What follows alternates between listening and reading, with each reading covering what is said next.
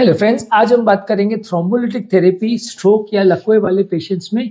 एक important issue है क्योंकि काफ़ी बार जब लकवा पेशेंट को आता है तो उसमें भी होता ये है कि नली 100% बंद हो जाती है, नली में ब्लड फ्लो बंद हो जाता है।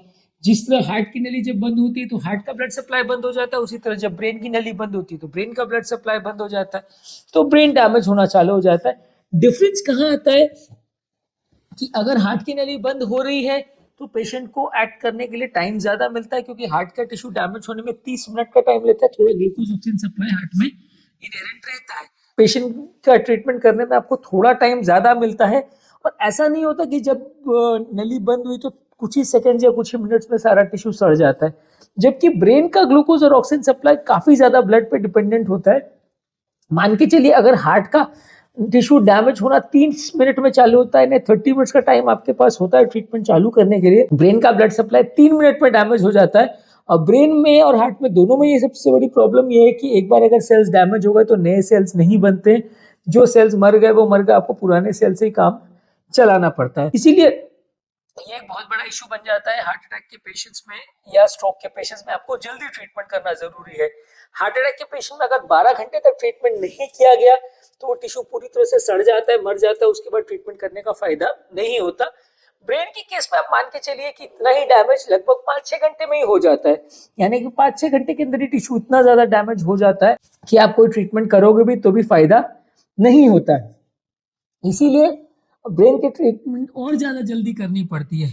पर अब प्रॉब्लम क्या होता है कि हार्ट अटैक और ब्रेन में कुछ और डिफरेंस है। हार्ट अटैक में बेसिकली नली अगर चोक है तो आप इसी देख के बता सकते हो कि चोक है। इसमें कोई सीटी स्कैन या एमआरआई या ऐसे कोई चीज की जरूरत नहीं है ये इंजेक्शन को स्टार्ट करने के लिए। ब्रेन के केस में लकवा दो तरीके का हो सकता है, या तो ब्लीडिंग वाला स्ट्रोक या क्लॉटिंग वाला स्ट्रोक।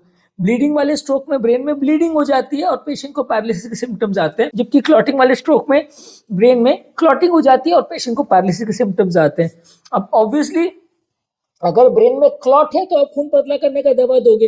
अगर ब्रेन में ऑलरेडी ब्लीडिंग और वहां पे खून पतला करने का दवा दे दिया तो पेशेंट की तो वो कंडीशन और बिगड़ जाएगी, पेशेंट का तो खून और पतला हो जाएगा और पेशेंट का डेथ होने का चांस कई गुना बढ़ जाएगा।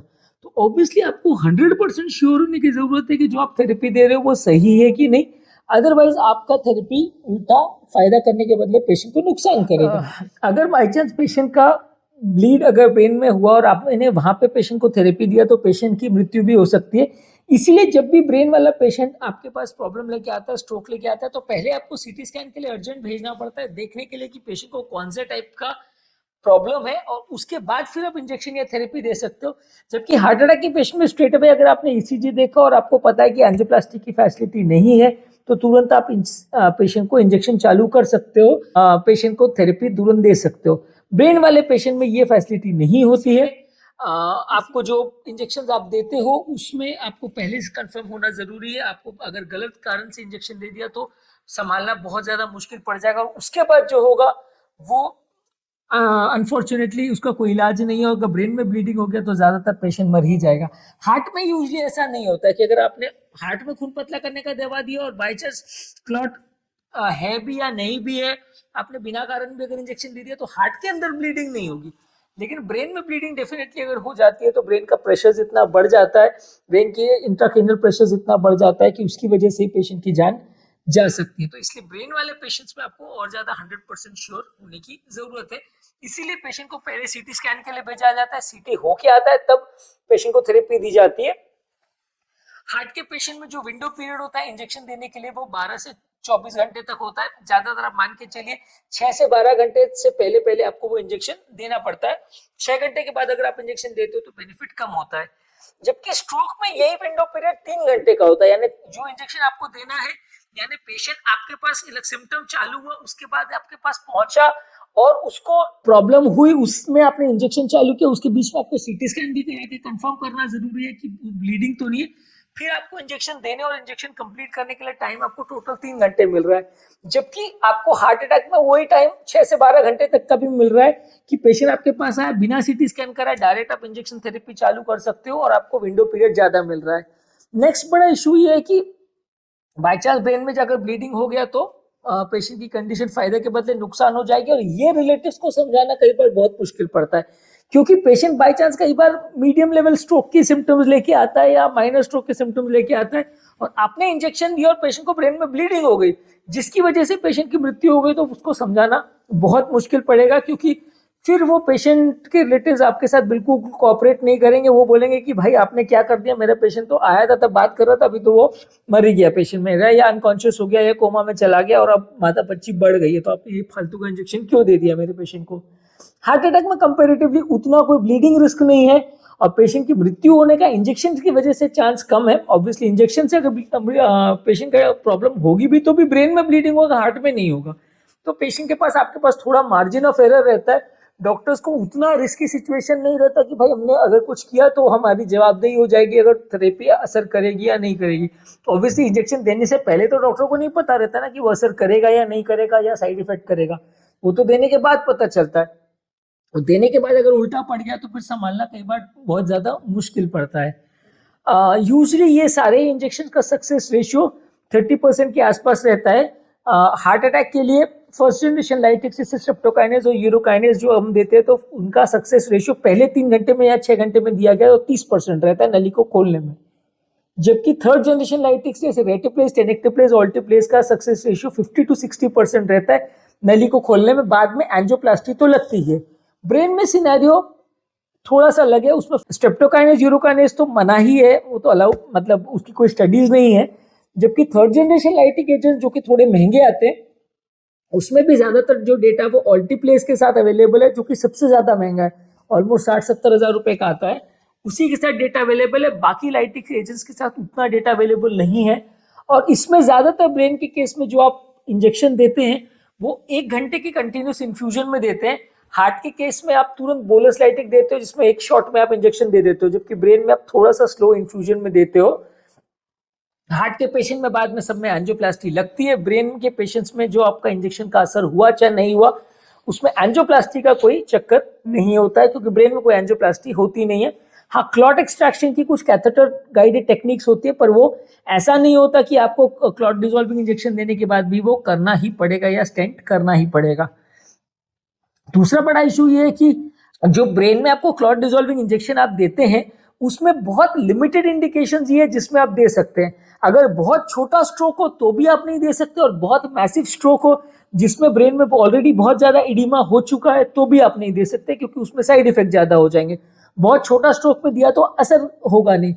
टिपिकल खाली मिडिल सेरिब्रल आर्टरी जिसमें जो ब्रेन का सबसे ज्यादा स्ट्रोक जिसमें होता है या सबसे कॉमन स्ट्रोक वाला इफेक्टेड एरिया है, उसके स्ट्रोक में ही आप इसमें दे सकते हैं, और मीडियम साइज लेवल के स्ट्रोक में ही आप इसको दे सकते हैं। जबकि हार्ट अटैक में ऐसा नहीं है। हार्ट अटैक में अगर एसटी एलिवेशन एमआई छोटी नली का है कि बड़ी नली का है, तो आगे की नली की है, पीछे की नली का है, सब में आप उसको दे सकते हो।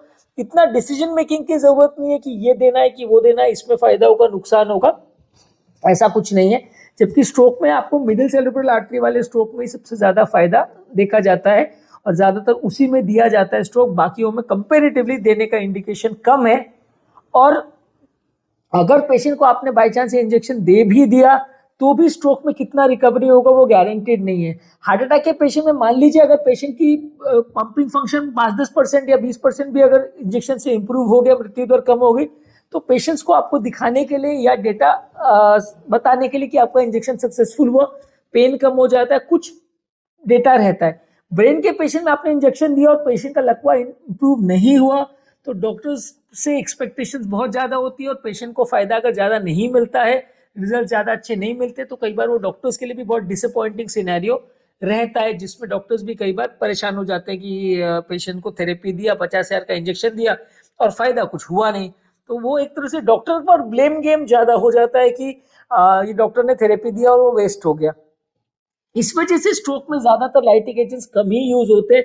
आज के डेट में तो स्ट्रोक के केस में थ्रोम्बोलिसिस बहुत सारे लोग नहीं करते। प्रिडोमिनेंटली इश्यूज है टाइम का, टाइम बहुत कम है, मार्जिन ऑफ एरर बहुत कम है। सीटी स्कैन कंपलसरी है तो सीटी स्कैन करा के तुरंत लाना मतलब आधा एक घंटा उसमें भी वेस्ट होता है, और पेशेंट को रिजल्ट उतने अच्छे मिले या नहीं मिले गारंटी नहीं है। जो ब्लेम गेम है वो स्ट्रोक पेशेंट में ज्यादा होता है, खासकर अगर दवा का साइड इफेक्ट हो गया तो। क्योंकि हार्ट के पेशेंट में जब आप थ्रोम्बोलिटिक थेरेपी देते हो तो ब्रेन में ब्लीडिंग का चांस 1-2% है, पर ब्रेन में जब स्ट्रोक है तो ब्रेन ऑलरेडी बहुत सेंसिटिव है, वहां टिश्यू डैमेज हुआ है, नलियां लीकी हो सकती हैं, तो ब्रेन में ब्लीडिंग होने का चांस कई गुना ज्यादा होता है। तो वैसे केसेस में फिर ब्लेम गेम डॉक्टर पर बहुत ज्यादा हो जाता है, इसलिए कई बार डॉक्टर बहुत ज्यादा हेजिटेट करते हैं ये लकवे के पेशेंट में थ्रोम्बोलिटिक थेरेपी देने के लिए। ज्यादातर ये थ्रोम्बोलिटिक थेरेपी जो आप देते भी हो वो ज्यादातर यंग पेशेंट में आप प्रेफर करते हो, बहुत ज्यादा उम्र दराज पेशेंट में आप देना अवॉइड करते हो। स्ट्रोक में ऐसा यूजली ज्यादा रिस्ट्रिक्शन है क्योंकि ब्लीडिंग का चांस ज्यादा होता है। हार्ट अटैक में आप इवन 60-70 की एज तक के पेशेंट्स को भी दे सकते हो, इवन 75 की एज के बियॉन्ड भी पेशेंट्स को आप हाफ डोज लाइटिक्स तो एटलीस्ट दे ही सकते हो, उनके लिए भी स्टडी और डेटा अवेलेबल है। स्ट्रोक में उतना डेटा अवेलेबल नहीं है जो आपको जिसको आप यूज करके अपने आप को जस्टिफाई कर सको, इसीलिए स्ट्रोक के पेशेंट्स में मिडिल एज या यंग पेशेंट्स में ही लकवा हो और 3 घंटे के अंदर ही पेशेंट आए तो ही आप उसको दे सकते हो, नहीं तो नहीं। अगर उसके बाद सक्सेस नहीं होता है तो हार्ट अटैक के पेशेंट में सब पेशेंट को एंजियोप्लास्टी भेजा जाता है। स्ट्रोक पेशेंट में ऐसा कोई डेटा अवेलेबल नहीं है कि पेशेंट को आप इमीडिएट थ्रोम्बोसक्शन के लिए भेजो या कैथेटर क्लॉट एक्सट्रैक्शन के लिए भेजो। कैथेटर के लिए अगर पेशेंट को लिया जाता है तो डायरेक्टली ही लिया जाता है, उसमें पहले इंजेक्शन देने में बहुत ज़्यादा रोल या वैसी कोई स्टडी अवेलेबल नहीं है कि उसका ब्लीडिंग पर क्या इफेक्ट होगा। तो बहुत ज़्यादा सेंसिटिव ऑर्गन होने के कारण ब्रेन के लिए थेरेपी उतनी कॉमनली यूज नहीं होती। हार्ट अटैक के लिए तो पिछले 30-40 साल से बहुत कॉमन है, सबको पता है कि ये हार्ट अटैक में खून पतला करने वाला इंजेक्शन देते हैं, पर 95% लोग को पता भी नहीं है कि इंजेक्शन ब्रेन के स्ट्रोक में भी दिया जाता है, क्योंकि ज्यादातर अपने इंडियन सिनेरियो में पेशेंट हॉस्पिटल पहुंचता ही 3-4 घंटे के बाद है जब उसको ये सिम्टम्स होते हैं। हार्ट अटैक के केस में अगर भले पेशेंट 3-4 घंटे के बाद भी पहुंचे तो भी आप थेरेपी दे सकते हो, ब्रेन में उतना मार्जिन नहीं होता। तो आज के टॉपिक में हमने ब्रेन स्ट्रोक पर थ्रोम्बोलिटिक थेरेपी के बारे में बात की। यदि इस टॉपिक को संबंधित आपकी कोई कमेंट्स, कोई सजेशन है, कोई और टॉपिक्स पर आप चाहते हैं वीडियोस बनाए, कोई पेशेंट रिलेटेड क्वेरीज है तो नीचे कमेंट सेक्शन में उनके बारे में आप बता सकते हैं, हम उन्हें आंसर करने का प्रयास करेंगे।